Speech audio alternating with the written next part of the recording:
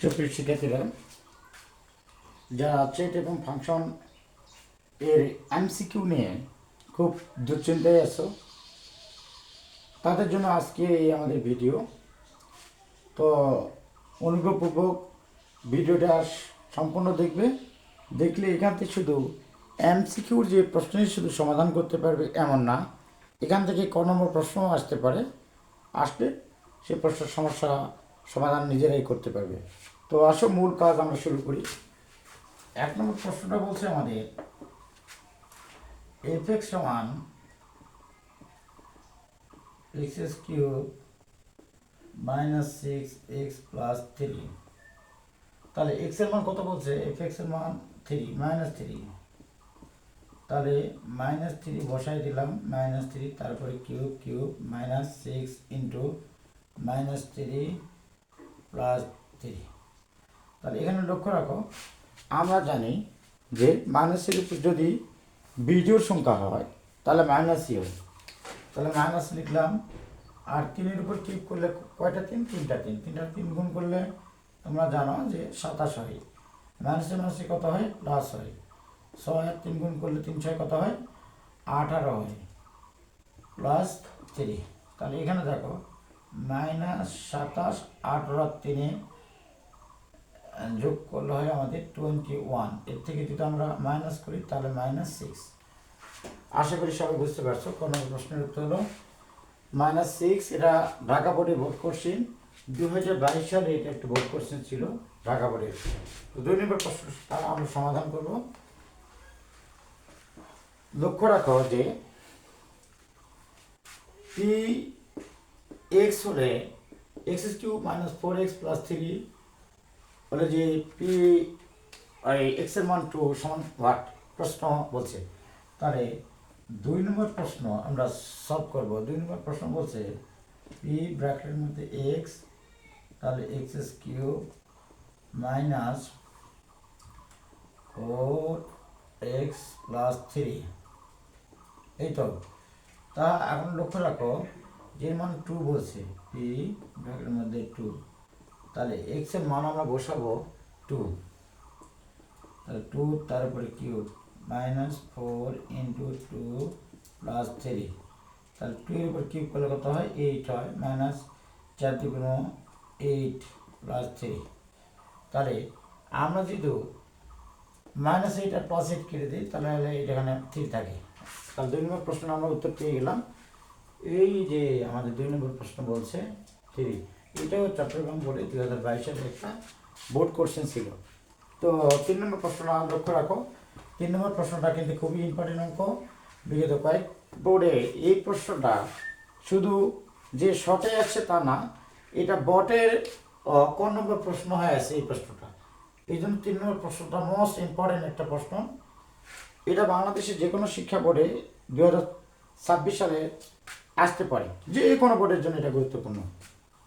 তো লক্ষ্য রাখো f(x) 3 নম্বর প্রশ্ন, f(x) সমান x³ + px² - 6x - 9। তাহলে f(x) এর মান কত বলছে? f(x) এর মান বলছে -3। তাহলে -3 বলছে, তাই না? -3 বসে দিলাম, -3 তারপরে cube plus p into x এর মান -3, তারপরে স্কোয়ার -6 ইন্টু x এর মান হলো -3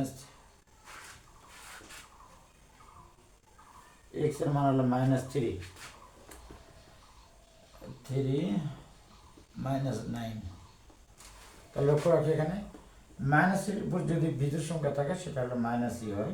3-এর উপর কিউব করলে 3টা 3 গুণ করলে 27 হয়। মাইনাসের উপর যদি জোড় সংখ্যা থাকে সেটা প্লাস হয়। 3-এর বিস্কার করলে 3 3 9 হয়। তাহলে +9p। মাইনাসে মাইনাসে প্লাস হয়। 6 6 আর 3 গুণ করলে হয় 18 -9। তাহলে এটা যদি আমরা এরকম করি -27 প্লাস 9p, 18 থেকে 9 বিয়োগ করলে -9 বিয়োগ করলে +9 থাকে। তাহলে আমরা এটা যদি এরকম করি, 27 থেকে যদি আমরা 9 বিয়োগ করি তাহলে -18 থাকে প্লাস 9p, বা 9pটা আমরা পার করে নিলাম, প্লাস 9p এরপর আসলে হবে -9p। 9p সমান এইবার আছে -18, এই মাইনাস ক্যান্সেল করে দিলাম, বা p সমান p মান বের করতে বলছে 18 ডিভাইডেড 9 ডিভাইডেড ভাগ করলে এটা হয় 2, অতএব p মান আমরা পাই গেলাম 2। লক্ষ্য রাখো 3 নম্বর প্রশ্ন আমরা উত্তর পেয়ে গেছি। এই যে আমরা 3 প্রশ্ন পেয়ে গেলাম। যশোর বোর্ডে 22 সালের কোশ্চেন ছিল এটা একটা, শুধু যশোর বোর্ডে না, এটা আরও অনেক বোর্ডে আসছে। লিখিত ক নম্বর প্রশ্নের উত্তর, লিখিত ক নম্বরের প্রশ্নের জন্য আসছে এই প্রশ্ন। তো মূল এবার কাজ হলো, এবার 4 নম্বরটা কাজ। 4 নম্বরটা কি বলছে? 4 নম্বর অঙ্ক বলছে যে আমাদের যদি 3x fx সমান 3x স্কয়ার প্লাস 4x হয়, 4kx হয়, তবে k এর কোন মানের জন্য f - 2 সমান 0? তাহলে এখানে মান বসাতে হবে f - 2, তাহলে 3 ইন্টু x এর মান -2, তারপরে whole square plus 4k into -2।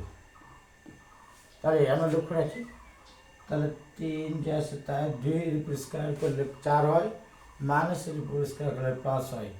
তাহলে আমরা লিখতে পারি 2 দুগুণে 4, প্লাস মাইনাসে মাইনাস 8k, বা 12 মাইনাস 8k মাইনাস হবে এটা, বা মাইনাস 8টা এবার আসলে কী হবে প্লাস 8, মাইনাস এবার আসলে প্লাস 8 হয়ে যাবে, আর এবার আসে 12, বা কে সমান আমরা পাবো 12 ডিভাইডেড 8, আর এটা হলো 12। যদি আমরা 4 দিয়ে কাটাকাটি করি তাহলে 3 4 12, আর 4 2 8, অতএব কে ইকুয়াল আমরা পেলাম 3/2। এই যে 3/2, 3/2 এটা সিলেট বোর্ডে 2022 সালে বোর্ড কোশ্চেন একটা। তো প্রিয় শিক্ষার্থীরা, ভিডিওটা সম্পূর্ণ না টেনে ভিডিওটা একটা একটা করে দেখবে, তাহলে এখান থেকে শুধু যে এমসিকিউ ফাংশনে যদি শুধু এমসিকিউ দিয়ে তোমরা সমাধান করতে পারবে, বিষয়টা ঠিক ওই রকম না। এখান থেকে আসলে ক নম্বর প্রশ্নও আসবে, অনেক সময় ক নম্বর প্রশ্ন এরকম তুলে দেবে, ক নম্বর প্রশ্নেরও সমস্যার সমাধান করতে পারবে। তো আমার ভিডিওটা লাইক না, যদি ভালো লাগে থাকে তাহলে লাইক শেয়ার কমেন্ট অবশ্যই করবে, আর এরকম নিত্য নতুন ভিডিও পেতে চাইলে পেজটাকে ফলো দিয়ে রাখবে। আর তাছাড়া আমার ইউটিউব চ্যানেল আছে, সেটাও তোমরা দেখে নিতে পারো। সবাই ভালো থাকবে।